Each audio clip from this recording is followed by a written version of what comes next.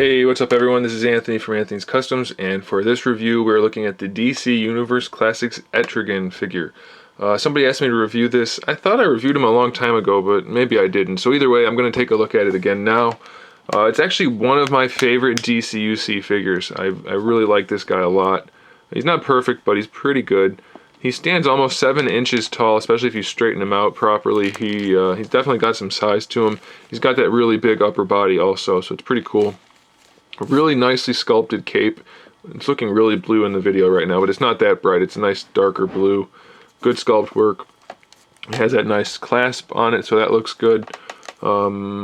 He's got nice shading throughout all of the red parts, so that's pretty good. And he's got some shading throughout the skin tones too. So they did a really good job with this guy. They painted his nails. The face is painted really well, if the camera's going to focus. There we go. Love the sculpt on there also. I wish the horns were painted. I'm pretty sure they're not supposed to be flesh tone. Not sure about that. They could definitely use some paint though, if they're supposed to be painted. They painted the belt, they painted all these little rivets, I don't know, whatever you want to call those, studs. And so it's a pretty nicely done figure. As far as articulation goes, the head has a pretty decent amount. It's got this double ball peg thing going on, so you can move it up and down and pose it around however you want.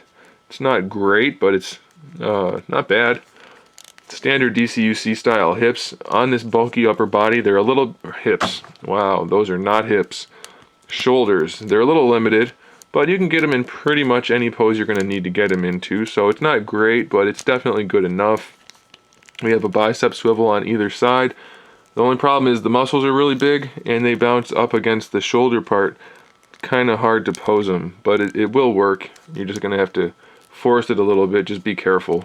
Single jointed elbow, nicely sculpted wrist. I like the way they did that torn sleeve there. And then we have a wrist swivel here. Decent ab crunch. Doesn't go too far forward, goes really far back. We have a waist twist, standard DCUC style hips. No problem posing that guy in that regard. We have a thigh swivel on either side. Doesn't quite line up on mine. Hopefully it's not like that everywhere, because otherwise the legs are sculpted really well. We have a 90-degree knee bend, and then we have the standard ankle hinge. A little bit of an ankle rocker also. I think most of this guy is an original sculpt. I don't think they borrowed too many parts from other figures, so it's pretty awesome. Decent paint work, decent articulation, decent sculpt. Can't really go wrong with this figure. I definitely recommend it. So there it is, guys. Thanks for watching. Make sure you stick around. I'll post some photos of him and some posing options, posing possibilities at the end here, so you can see that. And then make sure you subscribe to the channel so you can see my upcoming figure reviews, custom figures, and other fun stuff. And in the meantime, keep collecting.